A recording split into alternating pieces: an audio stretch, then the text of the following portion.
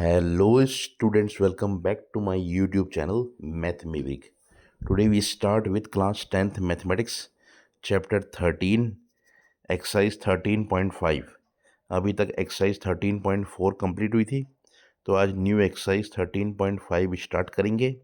The first question is, a copper wire 3 mm in diameter is wound about a cylinder whose length is 12 centimeter and diameter 10 centimeter so as to cover the curved surface of cylinder. Find the length and the mass of the wire, assuming the density of copper is to be 8.88 ग्राम पर centimetre cube. तो एक wire को cylinder के around wound किया गया है जिसकी length है 12 सेंटीमीटर और डायमीटर 10 सेंटीमीटर है, और वायर की डायमीटर है 3 mm. तो फाइंड करनी है डेंसिटी. तो length of wire into diameter of the wire होगा curved surface area of cylinder. तो D1 इंटू H1 होगा 2πRH. तो H1 होगा 2πRH अपॉन D1. तो 2 इंटू 3.14 इंटू 5 इंटू 12 अपॉन 0.3, तो आ गया 1256 centimetre. Now volume of the wire equal होगा volume of the cylinder. तो पाई R1 square H1 3.14 into 0.15 into 0.15 into 1256, तो आ गया 88.7364 centimetre cube. Now density of the copper होगी 8.8 ग्राम पर centimetre cube. तो मास ऑफ कॉपर वायर इस मल्टीप्लाई कर देंगे 8.8 से.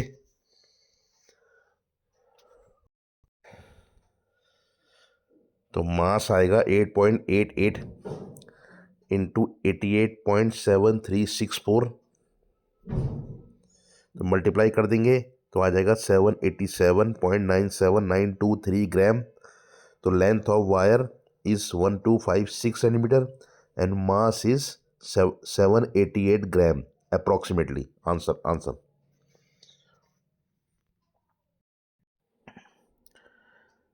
Now second question is, a right triangle whose sides are 3 centimeter and 4 centimeter other than hypotenuse is made to revolve about its hypotenuse. Find the volume and the surface area of the double cone so formed.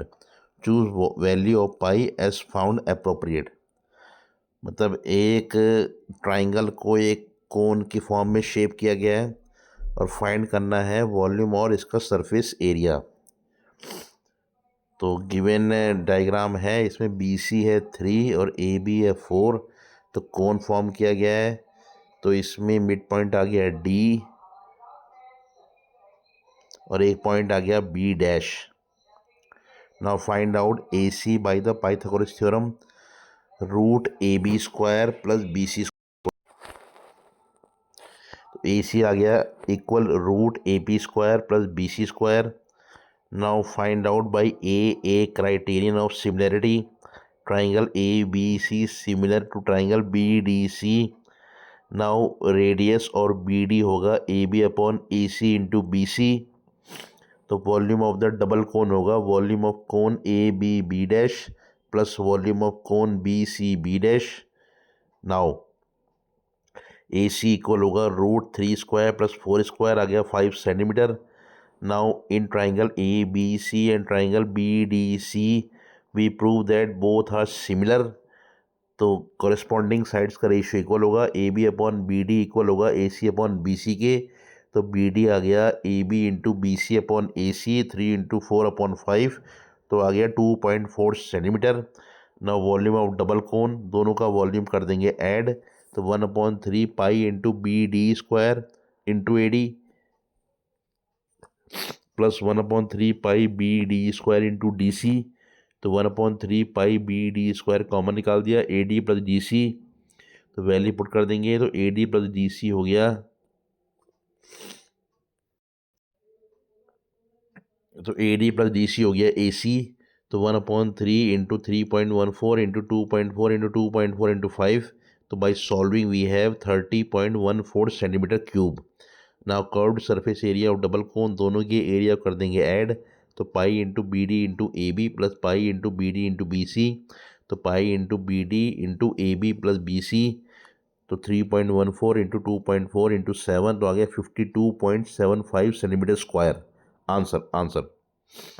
Now third question is a cistern internally measuring 150 centimeter into 120 centimeter into 110 centimeter has 129600 centimeter cube of water in it.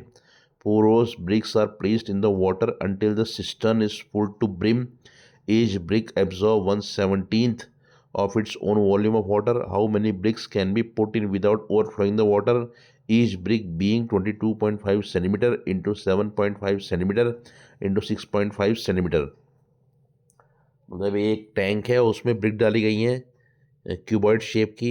तो बताना है कितनी BRICS आएंगी अगर each brick अपने water का 1/17 time water absorb करती है। तो एक डायग्राम गिवन है, एक बड़ा क्यूबॉइड है, एक छोटा क्यूबॉइड है। तो इंटरनल वॉल्यूम ऑफ सिस्टर्न होगा volume of water in cistern minus 1/17 into volume of BRICS plus volume of BRICS. तो ये आ गया volume of water in cistern plus 16/17 volume of BRICS. ना वॉल्यूम गिवन है हमें, ना वॉल्यूम फाइंड कर लेंगे। Internal volume of cistern is 150 into 120 into 110 तो आ गया 1980000 सेंटीमीटर क्यूब। ना वॉल्यूम ऑफ वाटर गिवन है 129600 सेंटीमीटर क्यूब क्वेश्चन में गिवन है। ना वॉल्यूम ऑफ वन ब्रिक आ जाएगी 1069.875 सेंटीमीटर क्यूब। तो इंटरनल वॉल्यूम होगा volume of water in cistern plus 16/17 volume of x bricks. तो 1980000 इक्वल होगा 129600 प्लस 16/17 into x into 1096.875 centimetre cube. तो एक्स की वैल्यू फाइंड कर लेंगे by solving. We have 1792.41 since the number of bricks should be a whole number. तो whole part of x should be considered as answer. Rounding off x to the next whole number should not be considered as it will lead to overflowing the tank if that extra fractional part is added to the cistern. Therefore, the number of bricks which can be put in the cistern without overflowing the water is 1792. Answer. Answer. Now, fourth question is, in one fortnight of a given month, there was a rainfall of 10 centimeter in a river valley. If the area of the valley is 7,280 kilometers square, show that the total rainfall was approximately equivalent to the additional to the normal water of three rivers, each 1072 kilometer long, 75 meter wide and 3 meter deep. मतलब कहीं valley में raining हुई है और उसके area में जो पानी भरा है वो 3 रिवर के पानी के वॉल्यूम के इक्वल होगा। Now area of the valley A given है 7280 किलोमीटर स्क्वायर, इसको बदलेंगे मीटर स्क्वायर में तो मल्टीप्लाई करेंगे 1,000,000 से तो आ जाएगा 7.28 into 10⁹ metre square. Now height of the rainfall in a fortnight h है 10 सेंटीमीटर तो 10/100 आ गया 0.1 metre. Now volume of the rainfall area of the river valley into height of the rainfall तो 7.28 इंटू 10⁹ इंटू 0.1 आ गया 7.28 into 10⁸ metre cube. Now length given है 1072 kilometre तो आ गया 1.072 into 10⁶ metre. Width है 75 मीटर, डेप्थ है 3 मीटर। तो volume of 3 reverse find कर लेंगे 3 into volume of 1 river 3 LBH तो आगे 7.236 इंटू 10⁸ मीटर क्यूब।